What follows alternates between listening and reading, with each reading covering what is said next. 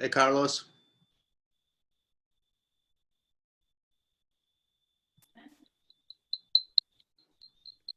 Hey, how's it going? Hi, good. How are you guys? Good. Good. Hey, Linda, how you doing? I'm good. How are you? Great. Good. Everything good? So far, so good. Okay.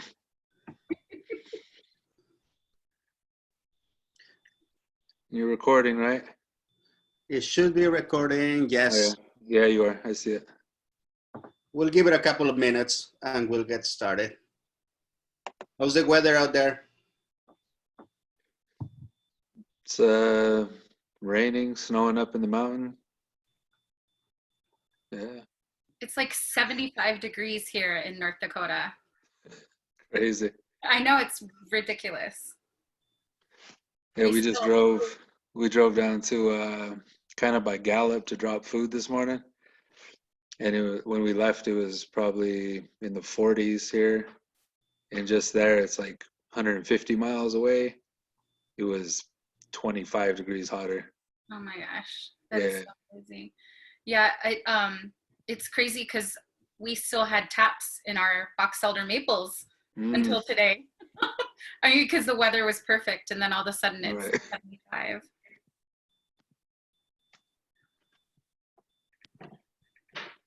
I'm just gonna post that this is happening now. Awesome. Thank you.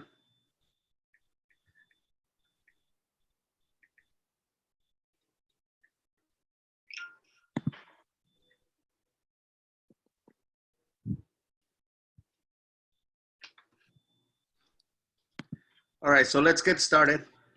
First of all, thank you so much for joining us today. I really appreciate you both making the time. I know that you both have been working a lot despite not being, despite a lot of things being closed. Um, and thank you for all the work that you both do, not only right now, but ongoing. So, Linda, I know that you do a lot of things, but one of the things that I've been seeing that you are doing is putting together meal kits for the elders and delivering them. And I know that you have been very thoughtful about that. But before we get into this discussion, how are you holding up? I'm good. Things are very stressful, of course. There are a lot of people who are in need. Our elders don't want to leave their homes, of course, and so you know, we try to be very aware when we're making deliveries of food to our elders, to make sure that we're all masked and gloved up and everything. But you know, it's hard to, it's also, and I've talked to you a little bit about this, but it's hard to find that balance of the kind of foods that we want to provide for our elders. That's been very stressful and on my mind a lot. And we could probably have a whole discussion about that, because it's hard for me to find the balance between foods that I want them to eat, foods that I hope they'll eat, and foods that they will actually eat. And so it's, yeah, that's been very stressful. And you know, how much, you know, how much of a stretch do I make in saying, okay, I know that they'll eat hominy, but then they prefer canned hominy as opposed to, you know, dried hominy because it's easier for them. So things like that. But I'm doing really well, and the project, if that's what we want to call it, is going really well. So thanks for asking about it. So for people that don't know the amazing work that you do, can you please give us your brief introduction? Sure. Yep. So I'm Linda Black Elk.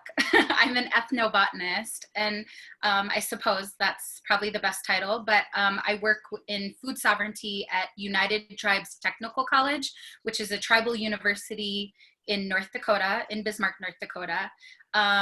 And I do a lot of work around what are good things for our people to eat, returning as much as possible to a traditional diet. I try not to preach elimination diets like don't eat that or you can't eat that. Instead, I try to talk to people about, okay, if you're going to have that fry bread, let's talk about other things you can add to your diet as well, that are probably more nutritive, and less harmful. So yeah, that's a lot of the work I do, and it's all around food, and I love food and I love to eat, as you can probably tell, but no shame. And yeah, I do a lot of foraging. I'm probably, I guess one of my hobbies is plant identification. I love all of that, learning different names for plants and learning to identify them. And I have kids, 3 sons, so busy. Thanks, Linda. Carlos is the co-founder of the iCollective, which is hosting this webinar today. Along with myself and other people, I know that some of our iCollective sisters and brothers are going to be joining. Shout out to all of them. Carlos, would you call yourself a former chef?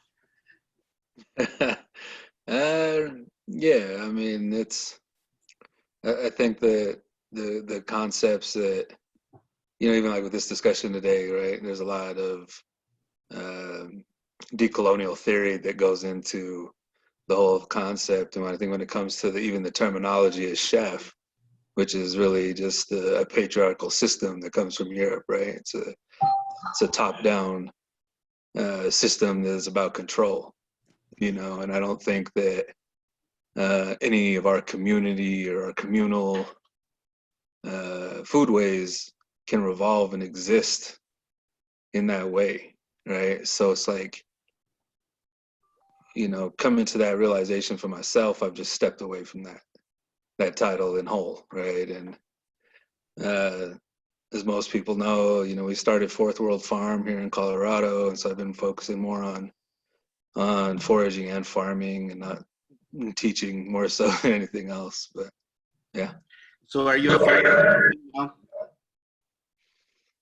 The land looks like it. I don't know if I'm a farmer yet, but I'm getting there, You just mentioned that you went, you and your partner drove a couple of 100 miles to deliver food today. Can you tell us a little bit about that project? Yeah, I mean, there's a huge mutual aid program, here. I mean, of course, there's multiple of them, and it's pretty fractured because we in the Southwest, we're so rural, it's small towns everywhere, and as soon as you get into the res, it's no power, no water in a lot of areas out there. So a lot of the more activist body here has created a group here that we're just kind of like trying to funnel stuff in one direction, like make sure all the funds and the foods are going in one pot, and then we're looking to the grassroots to actually say, oh, these are the people in need, this is the community that needs, these are the people in that community, and been working on funneling stuff that way, and much like Linda was just saying, when it comes to, you want to offer traditional foods, right? You want to do those things. So we did juniper ash with blue corn. I actually bundled up a ton of wild onions to take and forgot them this morning. So I was like, well, next trip, but I mean, you do what you can, and you got to look at like people's situations, right? So if somebody doesn't have electricity, and you're not going to obviously send microwavable foods, or you know what I'm saying? So it's like, which for some of us, that's a foreign concept, but that's the reality for a lot of tribes in the Southwest, for a lot of our relatives out there. Yeah, for sure. So before we dive deep into this, for people watching, we're gonna put, because this is obviously an event that is free, but I do want to recognize the work that Linda and Carlos are doing. So we're gonna put on the comments both of their Venmos, So if you feel like that this is important work, not only this webinar, but all the work that they are doing, please send them your money. But especially in the spirit of reparations, all people they need to pay reparations. Please send them your money. We'll put their Venmos on the comments. Thank you both for joining me.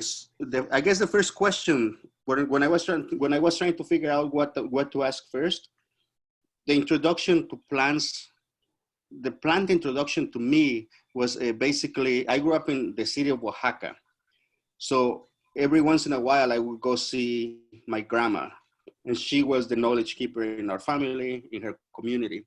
That's how I started to learn plants. That doesn't mean that I grew up foraging or harvesting, because I didn't go up to see her that often. How did you both get started?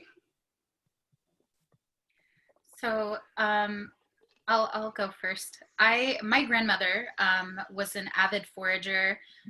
This was out east in the Carolinas and in Tennessee and those areas. And she was an avid forager, and she also practiced plant medicine. And that's really where I got my start. My mother as well. My mother is half Mongolian and half Korean. She comes from the Darhad Valley, which is the northern part of Mongolia. And it was, for her, it was just, if you eat, you have to go out and get it. And so she brought that when she came to the United States with my dad, she brought that back with her. And yeah, so that's really where I got my start, was my grandmother and my mother. Right. I mean, for me, it's pretty much the same. My grandparents, though, both. I mean, I think, and we have to reflect too on that our grandparents, their era and their parents was a completely different world.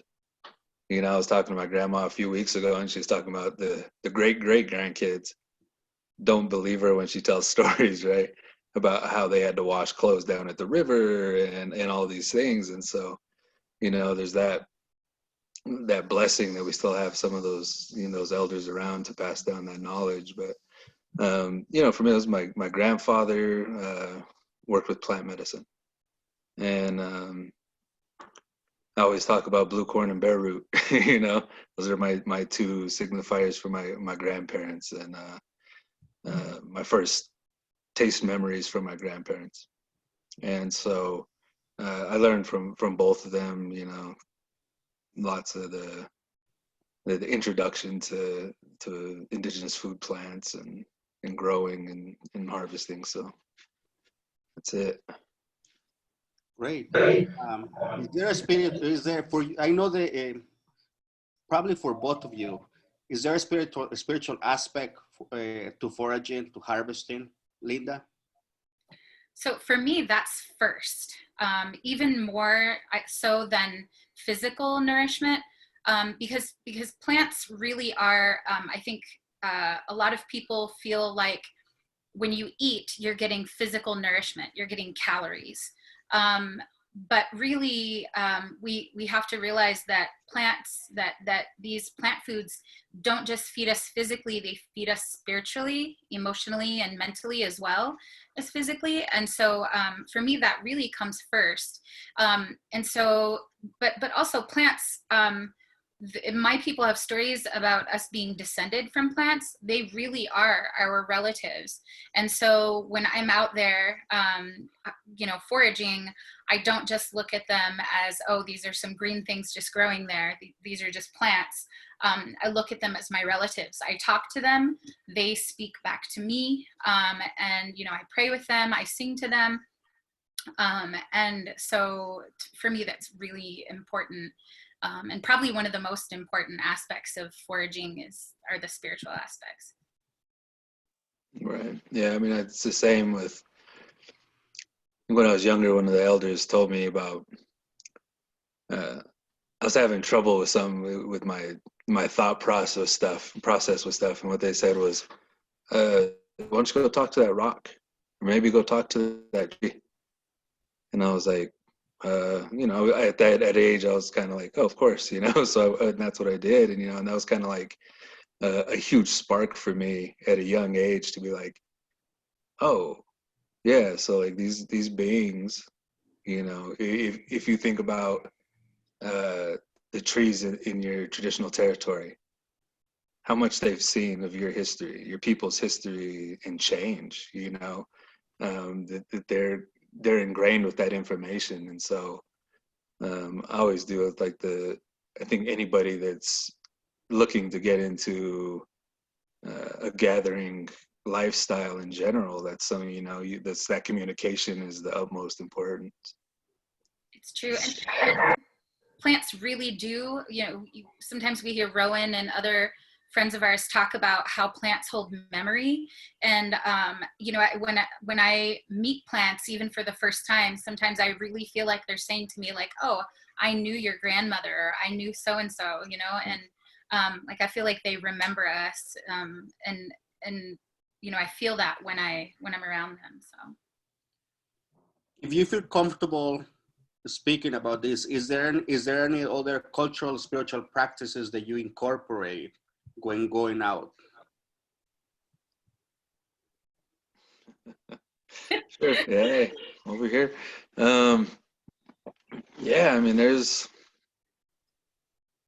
you know, there's like, I mean, you have to contemplate your lineal commitments, right? Like, you have to really understand like the depth of what you're participating in. You know, like Linda's saying, like this is part of our cosmology, right? This is written into us. Right? This is on a cellular level. This is like part of our existence, and so, well, I'm not going to go too, you know, like you can't really get too far in depth with that. And I think that there's a indefinite level of indigenous knowledge that has its place with indigenous people, and so I'll leave it at that. I think it's so interesting because in this, absolutely, probably the largest part of my diet comes from plants. And so I'm not, I want to be clear that I have nothing against vegans and vegetarians.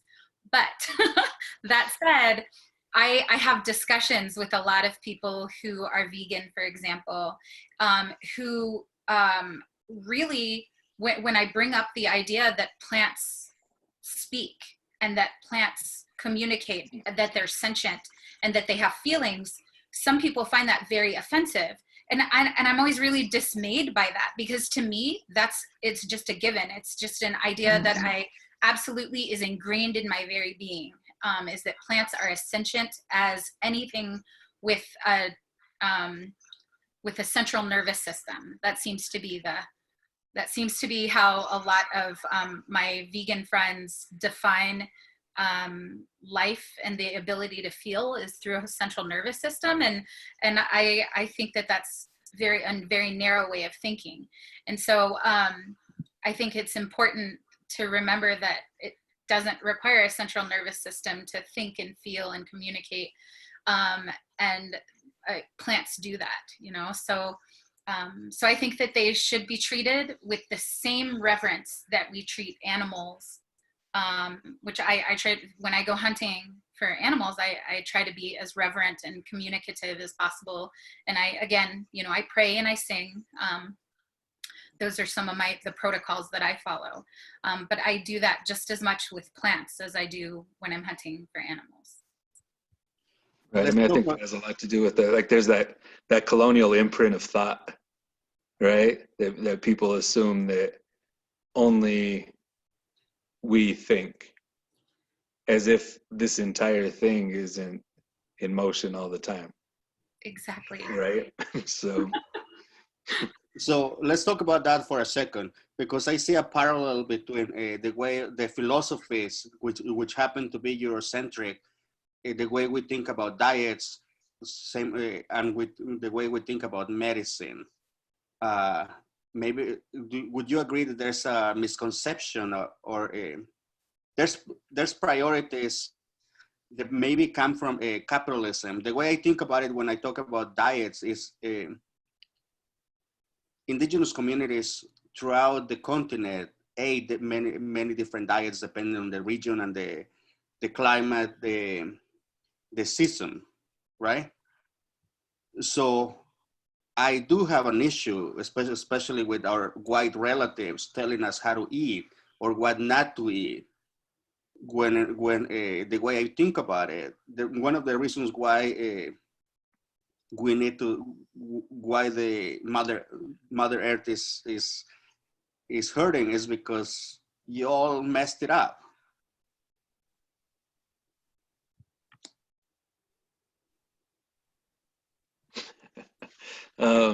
Yeah, man. I mean, look about like the concept of diet in general. You know, it's place-based is one of the huge things. I always give it from this perspective, right? My mother's family are Spaniards. They were some of the first colonizers to come to this continent, and they were some of the first people up from Mexico up to settle Santa Fe or colonize Santa Fe. So they've been on these continents for hundreds and hundreds and hundreds and hundreds of years, but they have no connection here still. Even today, they're all over the place, and they continue to move, right? So I don't see that they can really comprehend what it means in the frame of indigeneity to even eat of place, to eat of your time, and eat of your cosmology. So because we can agree that both of you think about plants as relatives, and as Linda said, some of those plants have known your family, your peoples for a long time. What are the what do you consider important sacred medicines, if you want to share, and the significance they hold for you, your community, your family? Yeah, this is a really good question. So I'm trying to think of some examples. Okay, so something that I can, because when we're talking about this stuff, we also have to think about, I think Karlos would probably agree, and Nef, you would probably agree, that we have to be careful what we share. But a lot of times, like for instance, one that I can talk about is like the cottonwood tree, for example. Here's some cottonwood buds I was collecting just yesterday. So like, there are cottonwoods all over North America, and they have different meaning to different people. And I think that that's actually a really beautiful thing, because, we can compare and contrast, and that shows, I love looking at how different groups of people view the same plant, like about how they view its origin or its significance, its sacredness. But so where I currently live, the cottonwood is used in a lot of ceremonies, but it's also, there's a story about a man that they call Fallen Star, who was this sort of Herculean figure who could fly.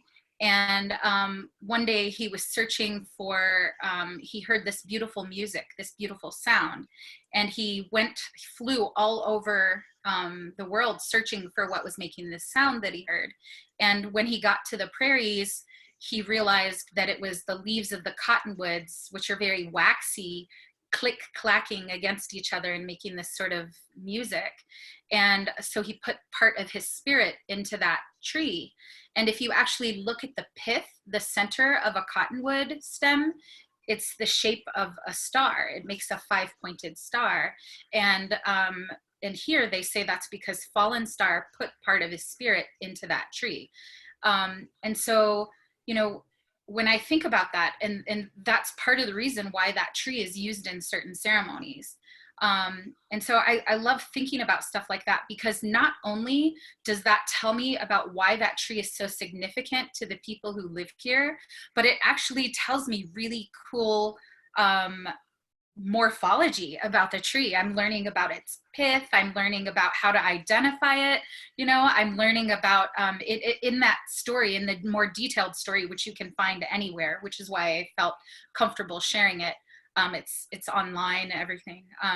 They talk about medicinal uses of the cottonwood, and even how the cottonwood was used, the inner bark was used as sort of a survival food in strips. You can cook it down until it's a little more tender, and it's very nutritive. And so, you know, in that one story, you learn about medicine, you learn about food, you learn about plant morphology, you learn about, you know, these beautiful stories and people within the cosmology of the Lakota, Dakota, and Nakota people.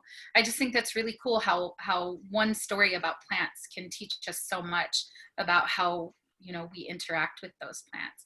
I'm not sure if that answered your question, but I like it.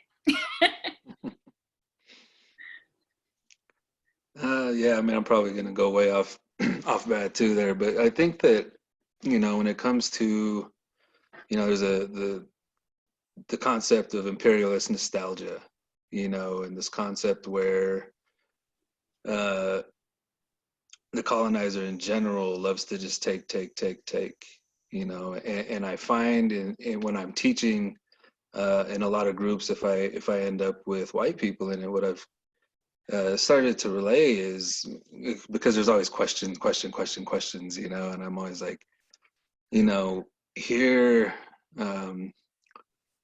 we have this idea of the white man and the white woman being like little brothers and little sisters, right? And that means that you only give them information that they can handle in an honorable way, because through history, they've proven to us that they can't. They've proven that if you show them that there's a potential cure for cancer in the Amazon, they're going to displace a people, you know, and those are real-time things. That's now, you know, and that besides historical context. So I think when it comes to cultural teachings, yet again, you know, you have to be very specific about how you go about those scenarios, you know, because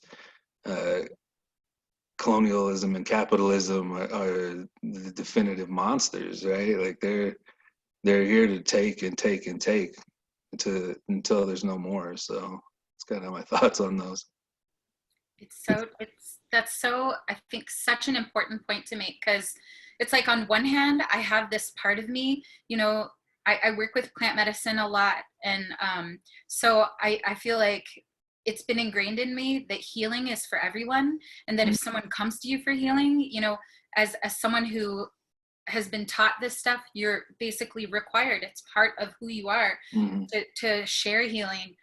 But like, then there's that other side of me that's like, oh, you know, how will this get exploited? Or if, you know, I actually heard an elder, we were having a ceremony, and before the ceremony, he said, now, none of you can leave the ceremony and then go conduct the ceremony later, you know, because people have tried to do that. They'll come to a sweat one time and then they'll go try to run a sweat after that, as if somehow they're an expert. And it's so hard, right? It's all about balance. And like you said, it's giving enough to help, but not so much that they can't handle it.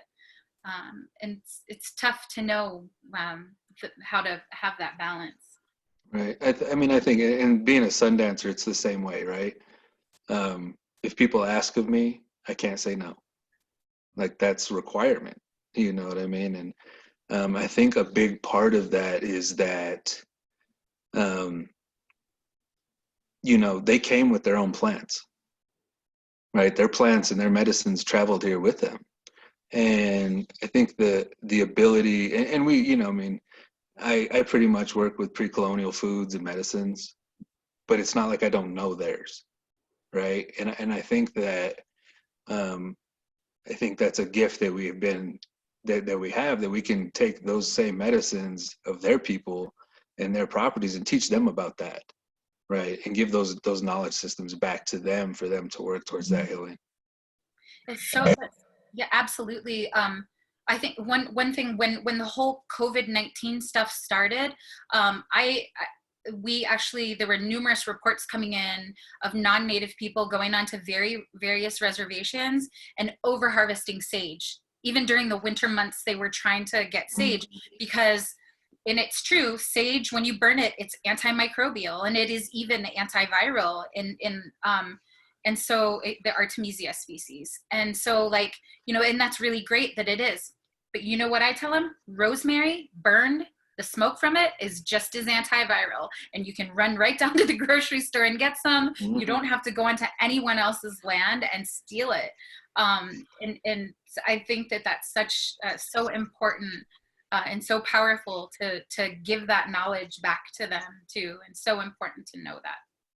So since we started talking about this, and to some degree, you mentioned sage, which is considered a sacred medicine.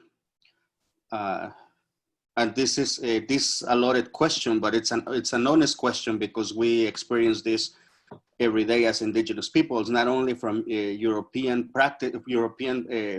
practices, but also from sometimes from our cousins and brothers of people of color. Should non-Indigenous people be doing practices the Indigenous peoples consider sacred? And let's do this in two parts. So what about should our white people be doing things like smudging, selling sweetgrass at yoga retreats,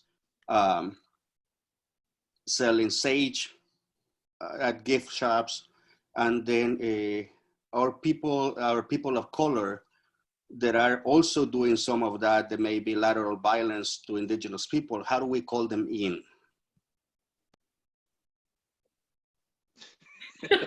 I was just about to point to you. Oh gosh, this is a huge question, and I'll be completely honest about this. I go back and forth because my first inclination, when you say should non-native, non-Indigenous people, white people, whatever word you want to use, should they be harvesting these plants, using these plants, teaching these plants, selling these plants? My first inclination is just to give a flat out no. Now, that is to say that I have a friend who has a ton of land in Montana where bear root grows, and he provides bear root to me. He's non-native, and he provides bear root to me and to others. He harvests it sustainably. And the thing is I trust him because I know him very well. I trust and I know that he harvests it sustainably. So do I think he should be selling that, like have an online business from it or something like that? No, I don't. And I think that actually it's a way, I think, Karlos, I think you mentioned lateral violence. I actually think that it's actually not even a microaggression. I think it's very aggressive. So I guess one example is one time when I was living up in Montana, I saw that the Hutterite community was harvesting June berries on the Fort Belknap reservation. They were harvesting all of them, like bushel after bushel of June berries on the reservation. And then they would take them back and process them and sell them back to people on the reservation. Fresh and as jam and jelly, they bake pies and things like that. And to me, that's a violent act. You know, that's I find it personally offensive, and it's, to me, that's a form of violence.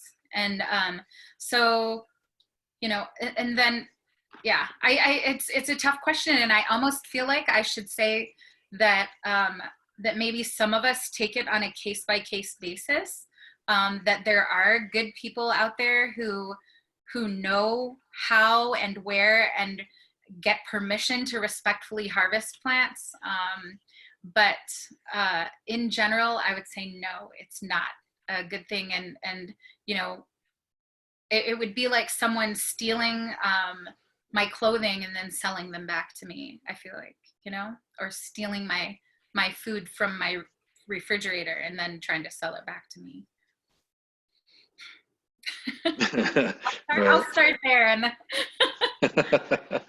yeah, I mean, that's across the board, right? Like I think every nation deals with that. You know, the Paiutes deal with it with the Pinon trade. We deal with it here in the bear root trade. And it's never ending. You know, it's like it just never ends. You can't. I don't think anywhere here in the Four Corners there's not really any store you go in, any tourist trap, any bookstore, any indigenous art stores, anything that doesn't sell sage, that doesn't have a smudge kit, that doesn't have sweetgrass, that doesn't have an abalone shell. You know, and anyone that knows me knows I'm really vocal, right? And when I'm in those places, I make it pretty well known, you know? Yeah. And, but it's like the whole concept of calling in, Nef, is like, as indigenous people, knowing that people that are not indigenous to this land, and that doesn't mean, I mean, that's from the first wave of colonialism now on through the 40th wave of colonialism in this country, right? How do we help the people here establish roots, right? How do we make them a place-based people? How do we create that connectivity, right? So should we ever be selling medicine? No. Should we be selling ceremony? No. Like, those are all just, I mean, that's at face value, that's automatic, hell no. But, you know, as indigenous people, if we're going to look at decolonization, and I can't think of the video that I watched a while back that talks about decolonization isn't just for us. Decolonization is for white people and us. Re-indigenizing is for us solely, right? And so, you know, in those two concepts, you know, where we find those balancing points, and where do we meet our white brothers and sisters, and even those, you know, other POC, where do we meet them on that playing field to put them into the fold of this land? And because I'm constantly aware, I think that's a great point, because I'm constantly aware that if I can get non-Indigenous people to view plants the way that I view plants, if they're walking around viewing those plants as their relatives, they're going to be a lot less likely to exploit their relatives. They're going to be a lot less likely to cause harm. And so, so yeah, you know, bringing them into the circle without allowing exploitation, without allowing violence to take place. It's an intricate balance, I think, and it's a tough question to answer that I think, like I was saying, I almost feel like it varies from person to person, or in place to place, a plant to plant, maybe even. Yeah. So I want to explore that a little bit more. Karlos, you mentioned the shops that are, you know, every shop, every maybe selling smudging kits and things like that. When I go back home to Oaxaca, I usually pass through Mexico City, and in El Zócalo, Mexico City Center, you know, on top of our ancestors there are people selling cleansings, limpias. But obviously we have to consider because of colonialism and exploitation, slavery, and everything else that came with it, a lot of these relatives have the need to make a living, right? So it's a really hard thing to,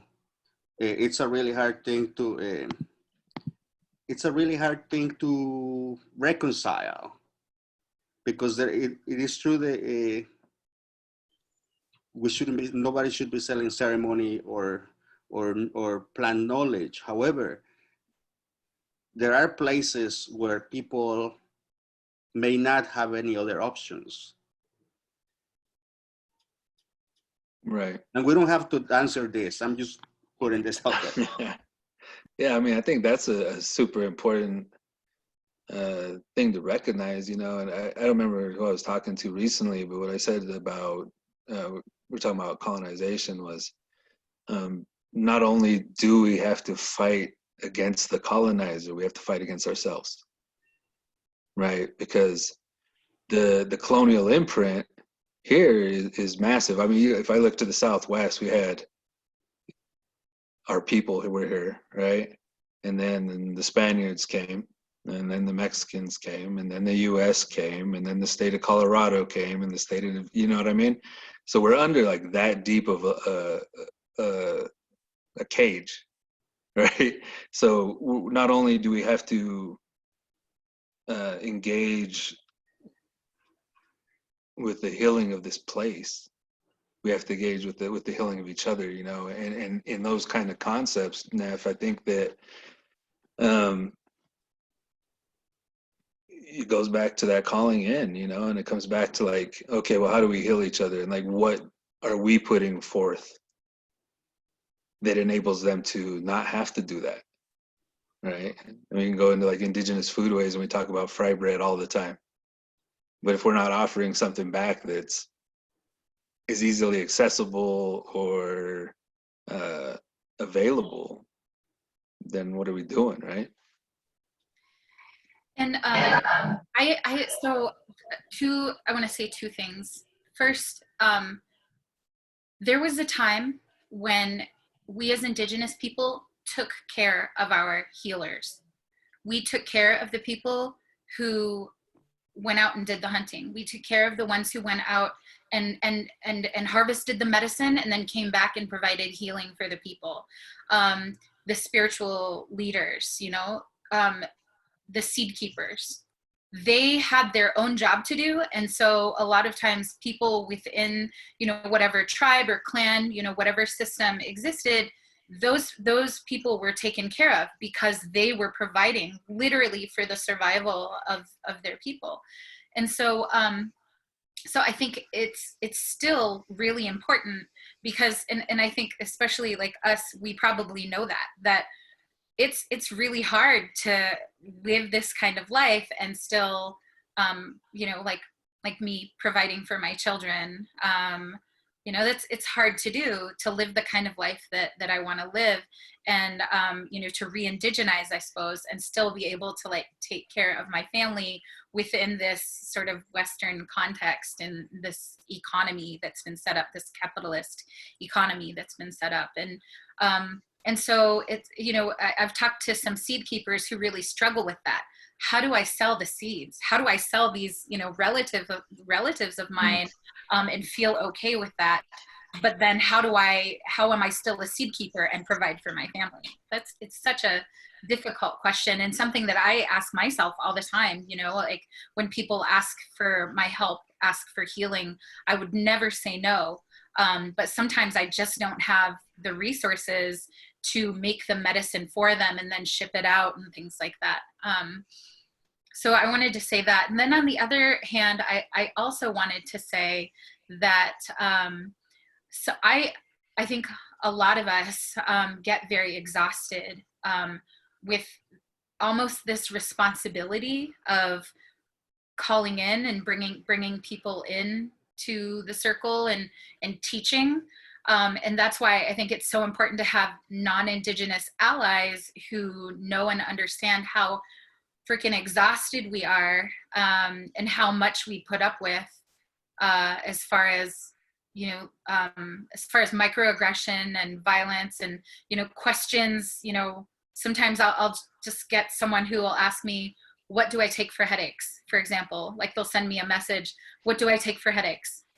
And I'm just kind of like, I almost feel like it's an assault, you know, on my senses and on my energy. And it's like, no, you know, I'm not going to deal with that. I want to help that person, obviously, but do I have the energy to go through a full consultation with them when really all they ask me is, what do I do for headaches? You know, sometimes I just feel like typing one thing in and this closing the screen down, you know, but that doesn't do the healing justice. So I'm tired. And so I don't know that it's my responsibility to explain to that person why what they did was offensive and exhausting. And as you said, it's exhausting. It's been going on for multiple generations. I'm sure we all get a lot of questions without even introductions, without even knowing who people are.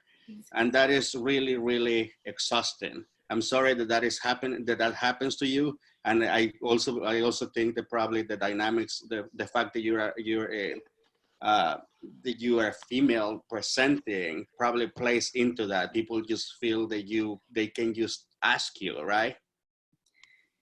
That's so true, because I often wonder that if I identified as male, or if I was, if I did, would they treat me the same way?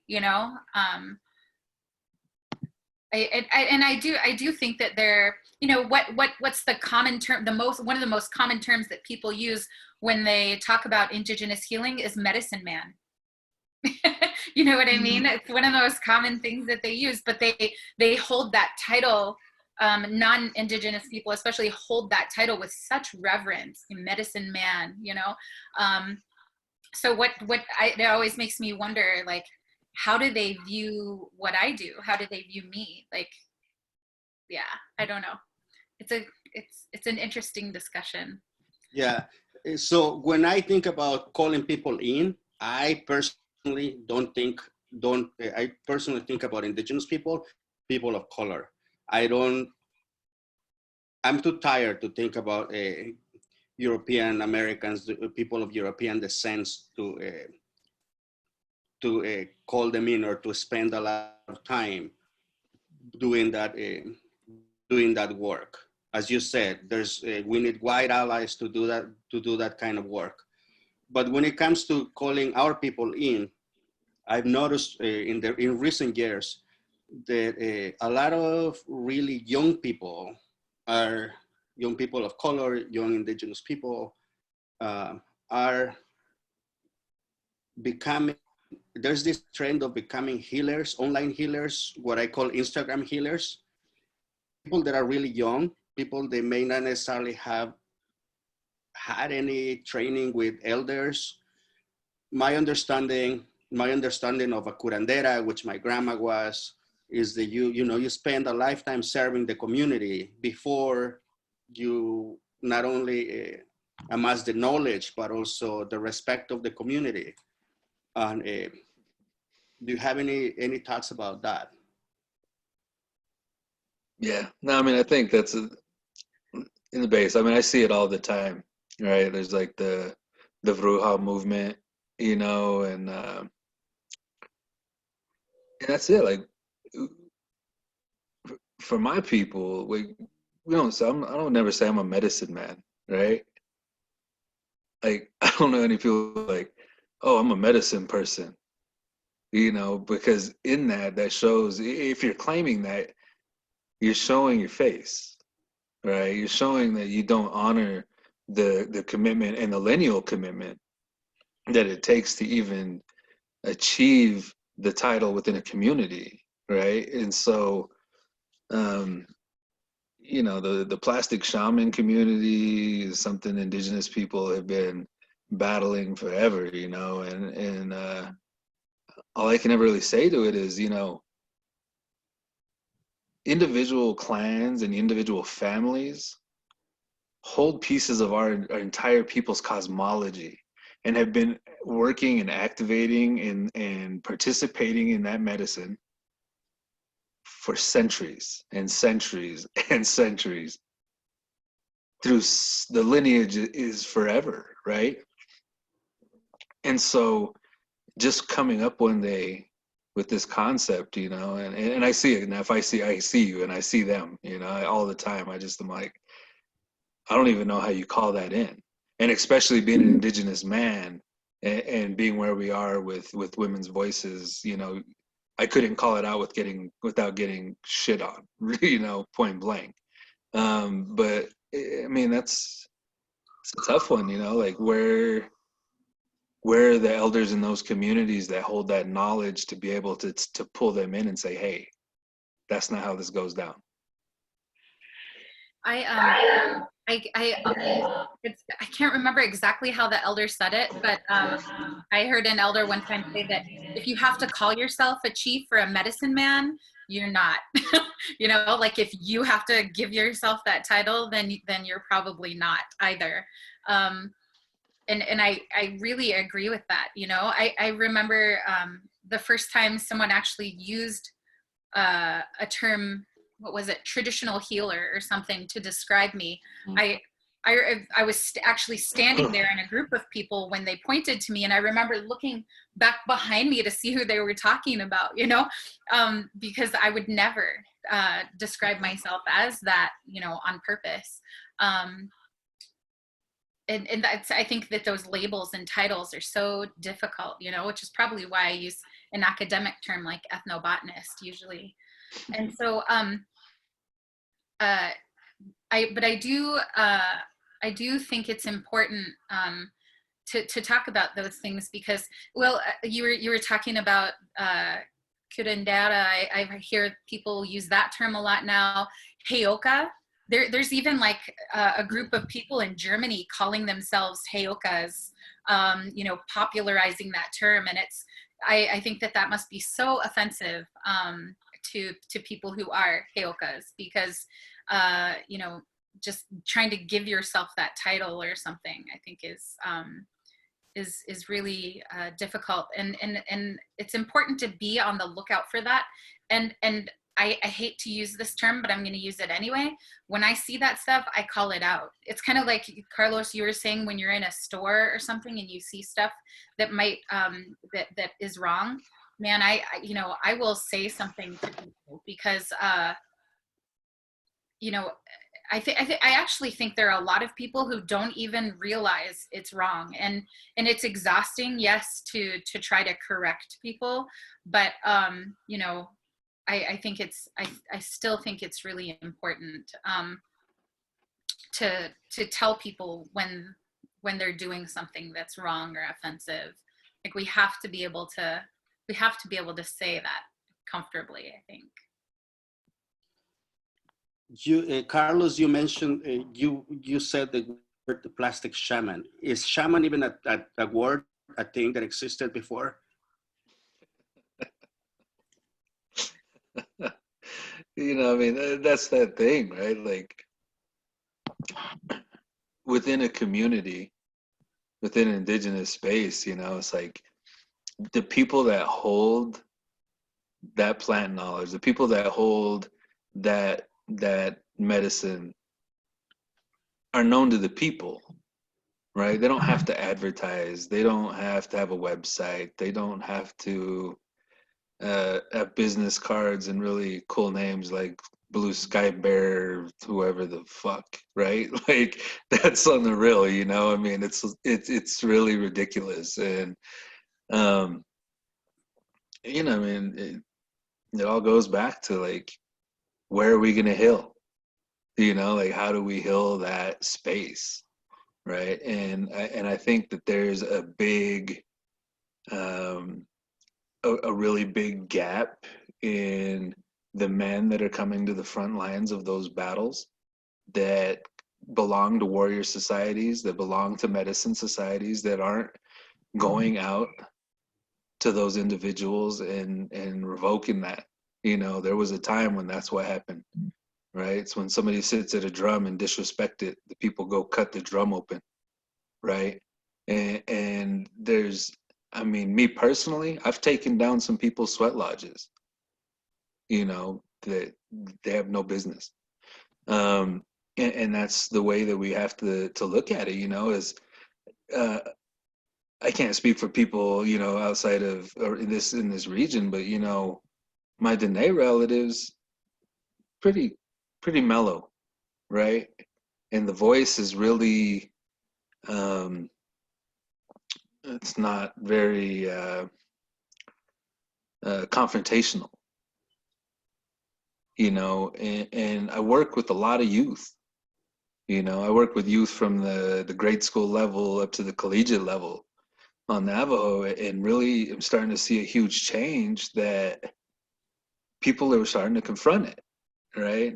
Not within their own families, within their own communities, and the nation as a whole, right? And that's where we have to be. Like, we're at a point in time we can't be silent anymore, right? So those concepts, those shamans exist because we're not putting them on fire, right? We're I really think, you know,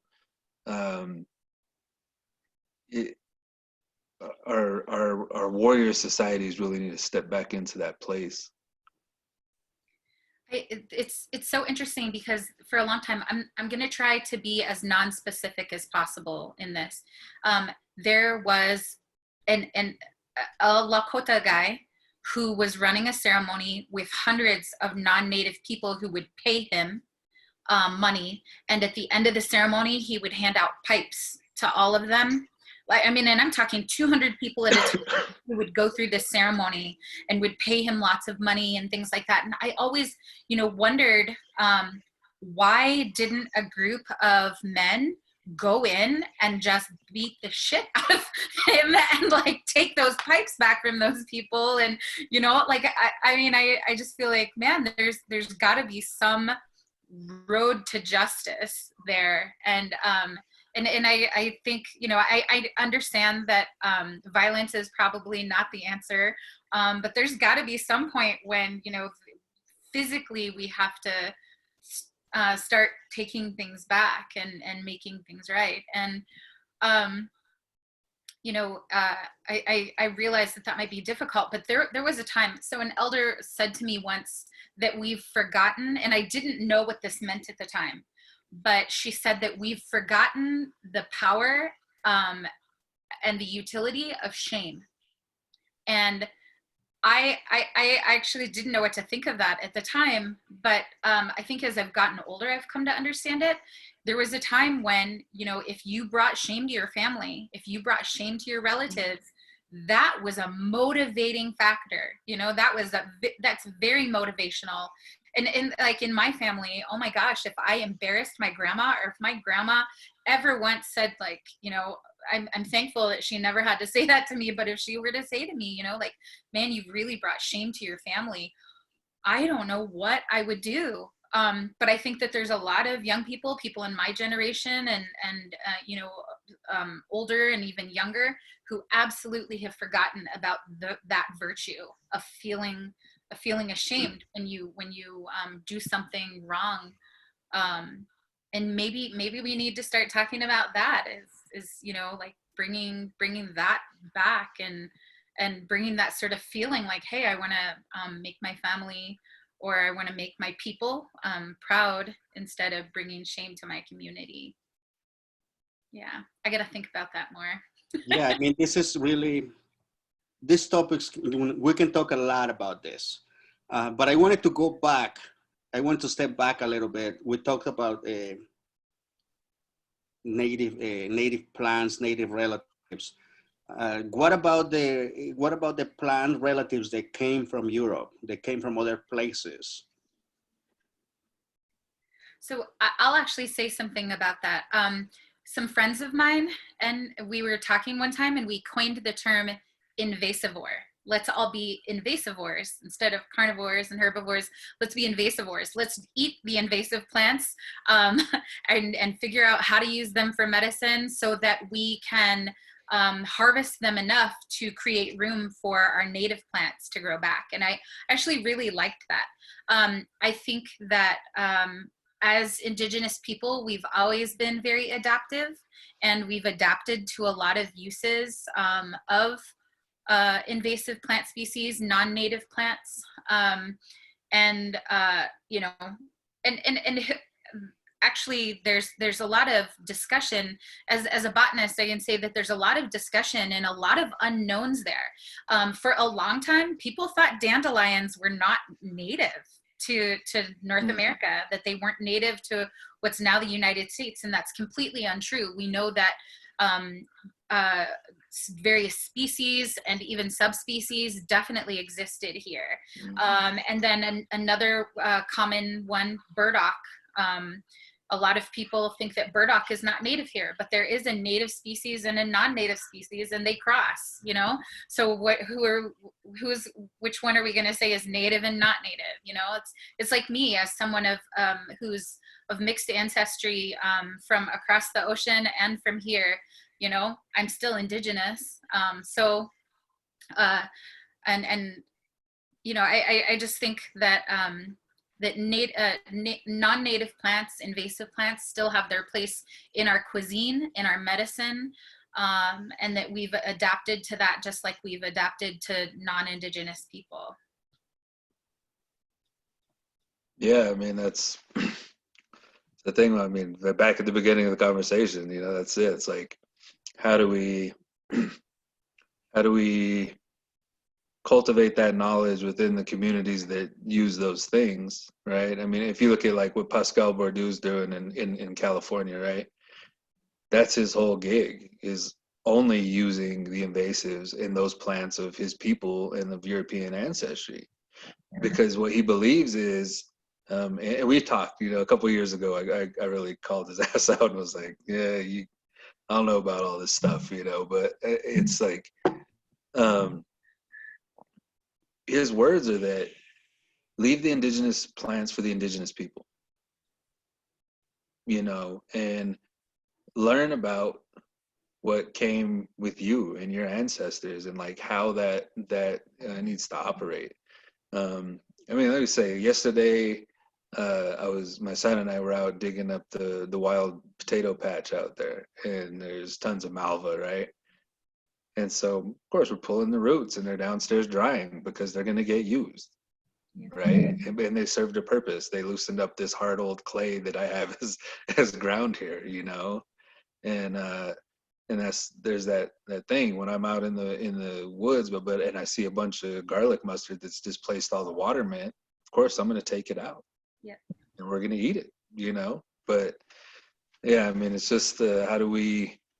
Again, you know, how do we correlate those different things? How do we bring them into perspective and have those conversations on how do we hand that knowledge back out? So we have spent about an hour talking about, you know, this wonderful conversation, and since this is our space and our time, we may or may not get to to Q&A. Maybe there needs to be a part 2 of this. So just so everyone that is watching knows that we're reclaiming our space, and we'll decide. But another question that I have for you, Karlos. We founded the I Collective in part to talk about culinary justice, right? Mm-hmm. In part to talk about culinary appropriation. And this is very similar to what we're talking about here today. Wild foods are becoming part of the kitchens, the plates in the most expensive restaurants. You know, not only around the country here, but around the world. What are both of you? What are your feelings about that?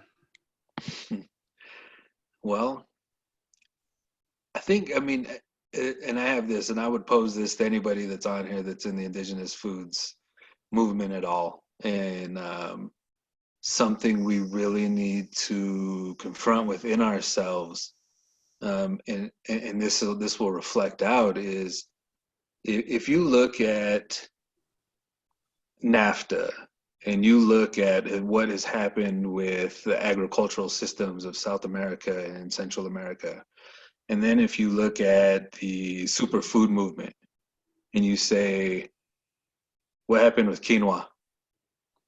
And how did that displace people from their foodways? And if you look at amaranth and you look at the same conversation, right? And you look at all of these things, I mean, we could talk about this all day. Our movement, even with all our preaching of non-commodification and not being a trend, have really sold ourselves out with not thinking about the future, right? Because say Ben Jacobs in Takabe orders 2 tons of wild rice here, and these guys up in the Midwest order this and that and the other, and then on the East Coast, I mean on the West Coast, they're ordering it, and up in here they're ordering this wild rice, right? At what point, not only are we over consuming the cosmology of another indigenous people and commodifying it, when are we taking that away from them and creating that same circumstance, right? And that goes for cholla buds in the desert, that goes for salmon in the Pacific Northwest, that goes in a lot of variations in our place, you know. And we're seeing a lot of restaurateurs and a lot of non-indigenous chefs, white chefs and POC, that now have indigenous items on their menus, right? And they're further commodifying what we've pushed, you know. And I think that's something that we need to reflect on, that native first kind of thing, you know, but also how are we going to do that in a productive way that we're not harming our other indigenous communities? Right. Indigenous communities who might be harvesting those and earning some sort of income from those by selling them to some of those fancy restaurants. Like, you know, I have friends who do that, who will harvest mushrooms, for example, and sell them to restaurants in Minneapolis or other places. And that's basically their sole source of income. Or I have friends who harvest berries and sell them to a winery in South Dakota, and that's their family's sole source of income for the year. How do we balance that without causing harm to those families? And I think that that's such an important discussion. And I really like what you said, because native first, but then on the other hand, it's hard. Like the commodities program, I remember the discussion, what was that, just 2 years ago, when they wanted to put wild rice in all of the commodities packages all over the United States, and they were giving it to people in the Southwest, and they were like, what the heck do I do with this? You know? we still have some here. And they were taking it from people, you know, who actually really love to eat wild rice and do on a regular basis. You know, it's such a tough question, and I think that you know, it's a discussion that we'll have to keep having and developing. And my you know, I almost feel like foraging and wild foods and our traditional foods have become a fad. That will pass, sort of like the superfood movement. You know, a lot of that will pass. But I think that we should be encouraging, there are so many invasive plants like garlic mustard that have so many culinary applications. And we can definitely be, you know, encouraging people to use those instead of using our sacred foods and foods that we hardly have access to because they're on lands that we don't have access to. And you know, I think educating people about that and explaining that to them is really important. Do you personally feel the food sovereignty movement, it's sort of being exoticized or make it into a fashion, into a fad, without really understanding the colonizing aspect, the healing aspect for indigenous people? I think that food sovereignty has almost been gentrified, and you know, you can see that. I mean, I remember going into a little bakery, and they were selling Juneberry muffins for $12 a muffin. And I found that personally offensive, because, you know, on one hand, it's sort of food sovereignty. You know, they were talking about, you know, there was a little label about what a Juneberry was and about how incredibly full of antioxidants they are and things like that. But they had harvested those Juneberries and were then selling it back to me with a little crumble on top for $12 a muffin, you know. I said something to them about it too. There might have been cuss words in it, I can't remember, but you know, I find those things offensive. And is this a parallel analogy to permaculture? oh, good question, Karlos. Yeah, I mean all those things, right? Like biodynamics, permaculture, like all that. That's all information that's been ciphered off of indigenous peoples around the world and given a fancy name and sold back to the people, right? That's it's no different with wild foods, you know. It's all the same circumstance and repackaging and pushing it back, and you know, and it's pretty fascinating. I don't even know. Gut health is next, I think. You know, the gut microbiome is like become such a fad, and it's our foods that provide good, you know, wild foods that provide a good gut microbiome. And I think that we need to start telling people from Europe that, whoa, no, our foods are not going to be what your gut needs, you know? I mean, No, that's real, you know. I mean, and I have that conversation all the time, like with people, like, well, if you take this diet, right, this really super place-based diet that like you could exist on here, and you eat it, that's not what your evolutionary process was. Those aren't the foods of your people. Those are not the you're just not gonna experience it, right? And I often wonder, you know, like I know some of the slaves had picked up using some of the clays on the East Coast and even here in the Southwest, right? And those are part of their cuisines, and they have actual clays that people just eat, like we do here, you know, and different types of sacred earth. So it goes the opposite direction. You know, the more that we Americanize our diets, the further away we get, and you can see that in our communities. You know, you don't have to look far, and you can look in any center of poverty. That doesn't matter whether it's the barrio or the hood or rural white America. You know what I mean? So, but that goes back to that conversation about invasives too, right? And how do we have those conversations, and those foods are already here, you know? I feel I've shared this in public before, and I'll share it with you all. I feel that one of the reasons this society understands legal work, you can sue anyone for anything.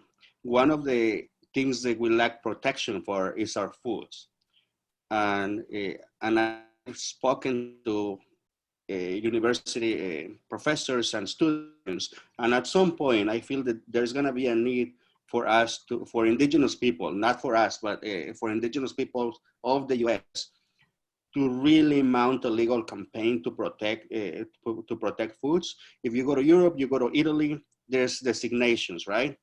You can only buy cheeses in this region. You can only buy champagne in this region, but we lack that here. Therefore, the foods of indigenous peoples are in danger. Right. I mean, in Mexico, with this last year, they did pass a pretty sweeping reform about the usage of indigenous corn crops, right? And so I think that's also needs to follow suit here. And if my memory's serving me right, I know Hopi has been in some form of legal. I don't want to say the word battle, but they've been in a legal thing with their corn and saving it from that whole process, you know, from it being stolen from them, and from that for a long time, for decades, And so, I mean, that's that thing that you get into that conversation about protecting genetics, right? And in a lot of indigenous community, you're not seeing people take 23andMe, right? People aren't doing the tests and those things, and that's because that industry has done harm to us already, and has went into certain communities under false pretenses and took in the genetic sequencing of entire tribes, right? And so there's a lot of pushback for that, right? On one end, do we need to save our diversity, and do we need something like that? Yes. Are indigenous people willing to patent their relatives? That's a whole nother conversation. Linda? Well, no, I mean, I think that probably the most obvious example, again, would be wild rice, right? There's been tons of efforts to genetically modify wild rice, to, a lot of rice is already being grown in paddies instead of being truly wild rice. Then there are other tribes who are trying to protect it. Climate change is having a huge impact. And so how do we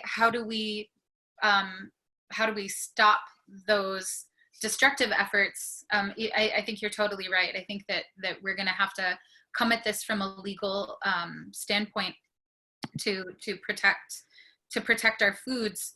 I mean, I even think some of that can go back a ways, probably not all the way. I mean, everyone knows what a northern white bean is, right? Northern white beans, they're one of the most popular beans in the world. A lot of people don't know that that's a Mandan bean, that some guy just was up, visiting with the Mandan, and he loved these white beans. And now it's one of the most common beans that's cultivated and canned in the world. And, but the Mandan never saw any benefit from that. So I think that there's, there are those aspects, but there's also the aspects of protecting the foods so that they're not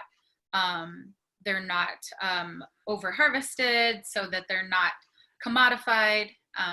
Yeah, it's really important. We have to start. I mean, it's either that or we start physically protecting them, and standing there and protecting them. But that doesn't, climate change is really doing a number on a lot of our important plants. And I mean, like just with this goes for medicinal plants too. Look at bare root, OSHA. When all of this stuff started with coronavirus, there was this huge, I don't know what to call it, group of people who went and has purchased all the bare root up online, who has gone out and tried to harvest some of it, and it's not even the time of year to harvest it. So yeah, our foods and our medicines need protection. This next question is, I'm gonna ask it from a personal perspective, because I feel compelled to do that. The reality is that going foraging out there is a privilege, and I'm really privileged to be able to do that. But if we think about indigenous people living in this country, whether we think of native tribes, indigenous people that belong to native tribes, or we think about our relatives, they come as undocumented workers or migrant workers to work in the fields, how do we reconcile the fact that, one, don't have land, or many tribes don't have land, and two, we to some degree we have lost the knowledge to how to recognize plants, how to recognize food out there? Well, that's a really tough one. I mean, I can speak to like one program that is over in the San Luis Valley here, which is like south central Colorado, which is heavy agricultural region, and the Mayan population there is really vast. They work in the potato fields and the mushroom farms and all the space there. And with the Rio Grande Farm Park there, what they've done is they have lots that you can lease to grow for market, but they also have community and family plots that the Mayan families have, plot after plot after plot, and they're growing their people's food, right? They're growing what is culturally relevant to them. And I think that on a broader scale, for those in urban centers, you have to look at LA, and you have to look at Detroit and what they've done with just taking over lots, right? And just taking over these spaces and saying, we're going to do this, right? But it has to be with the knowledge that not everything's forever, right? As goes with everything. And so, that's a tough one, F. Like we as a people, I keep looking around right now, like so many people in our communities with all the care packages, all the mutual aid, like whether it's rent and utility help or gas money or food or whatever is going out. If it was just like this forever, if we just started revolving back towards that, right, as a nation, we wouldn't have lawns and we wouldn't have all those things anymore, right? And therefore our indigenous brothers and sisters from the South would be able to handle that, right? Our African folks would have more space, right? The soul fire model could be spread across the country, all those things, and I just, how do we make that happen? I don't know, man. That's, it really has to do with the continual growth of, and not, the concept of an ally. I think a lot of us have moved past that to accomplices. Like, I don't want an ally, I want an accomplice, and so where are those white folk, right? Where are those people that want to just say, we're going to put this land in trust, right? If you look at what Professor Devin Pena has done over in the San Luis Valley, that's it. That's 180 some odd acres in trust for the people. That is going to get moved back into indigenous hands. It's being worked on currently, right? So where do we find those people, and how do we cultivate this conversation where it becomes loud enough and broad enough that those people are being called into the conversation? And I think that like part of our job, like you were saying, is to support and empower people to feel comfortable with that. Like the Hmong in Minneapolis, are they're doing the same thing, taking over vacant lots and growing their food and their medicines. And I think that's beautiful and important, and that the Indigenous community in Minneapolis supports them wholeheartedly and eats their food too. I think it's that the Hmong community there feels very empowered by the Native community and supported by the Native community. And I think we can keep doing that everywhere. Giving that support and saying, like, this, we are in this together, especially when it comes to food and medicine, and we can support each other. And it's important and tough. And I always feel like we have so much in common when it comes to food and medicine. Maybe I don't use wormwood the way that people do, some of my friends do in Eastern Europe, but I do use different species of Artemisia, and we can share and talk about that. And like, I remember the first time I learned that yarrow, Achillea millefolium, grows all over the world, and people all over the world use it exactly the same way. For me, that is very empowering. And, so I feel very comfortable when I teach about medicinal plants. I feel very comfortable teaching about those plants that are used that way all over the world the same way. And I think that brings us all together. This is wonderful. We have just about 5 minutes. we're definitely not gonna get to questions and answers, but maybe if you both are open, we can come back another day and answer some of those questions. But no pressure. I just want to remind everyone watching the Venmo for Linda and Carlos are there on the comments. Please send your money, send all of your money, send your government checks. They are coming in. And thank you so much. Thank you so much, both. And I want to finish with my last question for you both is what I'm amidst this crisis right now, amidst this this pandemic, what is giving you hope? What is giving you fire?